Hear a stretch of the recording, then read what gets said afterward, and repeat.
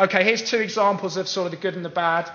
Again, sorry for the US focus, but these are two really good studies. These were two massive Super Bowl ads. So the Super Bowl in the States, I'm sure most of you know, it's the biggest sporting event in the year in the States. And the halftime ad break is sort of like, it's like the unofficial Oscars of advertising. It's the only time where adverts are really ever talked about in a positive way. So Nationwide on the left-hand side did an advert with Kevin Federline, who's, I don't know if you know, is Britney Spears' ex-husband. And they did this thing, this campaign called Life Comes at You Fast. They're an insurance company. And they did an advert where he was, there was a video of him with all his bling and his honeys and his big cars, his loads of money and so his Cristal and everything. And, you know, it was all great. And then it sort of snapped out of it. And in fact, he was watching a video of himself while working in a burger joint. And it was really, and they were talking obviously about you need to prepare for the future. And it was really popular, went very viral.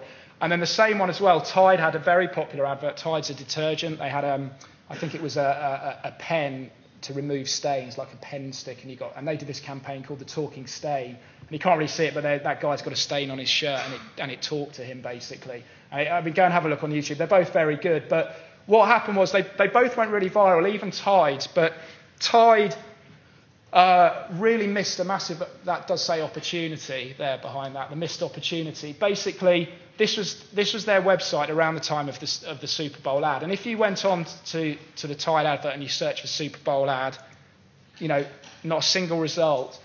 If you went to Contact Tide, you know, we talked about FAQs, contacts and so on, you know, they've got loads of things there, but nothing about the ad.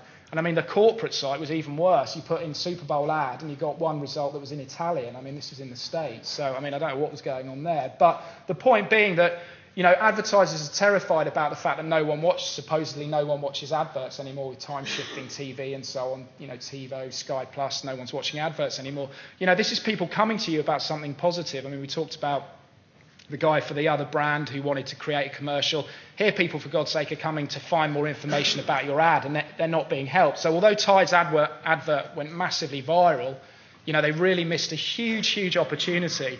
But not so Nationwide. This is how you do it. It's exactly how you do it. This was absolutely brilliant. They basically completely honed their whole site to around this advert for a period of time. And remember, this is an insurance company as well. You know, it's not some funky brand sort of thing. It's an insurance service.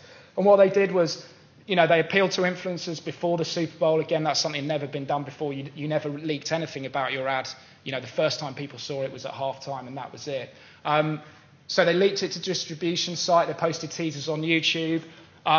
You know, gaining that traction, that buzz. You know, and on the site itself, I mean, they heavily promoted it. I mean, you've got send to a friend there. You know, pass along links. They provided loads of extras. I mean, the extras are fantastic. So they had takeouts, or outtakes, I should say.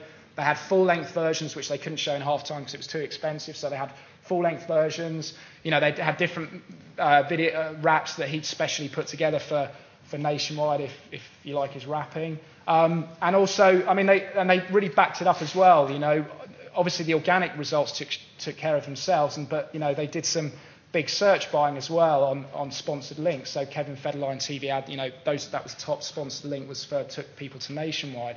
And where the marketing guy, one of the chief marketing guys from Nationwide, said of that campaign that, I mean, he wouldn't say how much they spent on it, but if you think of maybe perhaps $4 to $5 million, you know, $2.5 million which is the going rate now for a 30-second ad in the Super Bowl, and then maybe $1.5 million on producing the ad, paying Federline to take part. But he was saying conservatively, with all the media exposure they got about it, the views they got of the video, the chat they got about it in social media, it was probably a media buy of about $25 million. So, you know, an incredible return on investment, really pretty much down to the way that they harness social media. There were other elements to it. They did go to the press directly as well quite a bit. But, you know, the seeds were sown in social media. So, you know, that's a really good way to, if you really want to harness social media. And, you know, it accentuates that point that monitoring and measuring social media isn't all about the negativity, about, well, what's bad is being said. But, you know, there's an incredible ability to tap into something really positive and, you know, create sort of mushroom effect, tumbleweed, you know, create more and more positivity around your brand. So, you know, a lot to hopefully take in there, a few takeouts. But just two things, I think, if you only remember two things by the time you go away and, you know, have had a lot of information, a lot of speakers and so on, you know, it really is all on a plate for you. Social media tells you everything you need to know about the health of your brand and how you can improve on it. It's all really out there on a plate. You've just got to find it.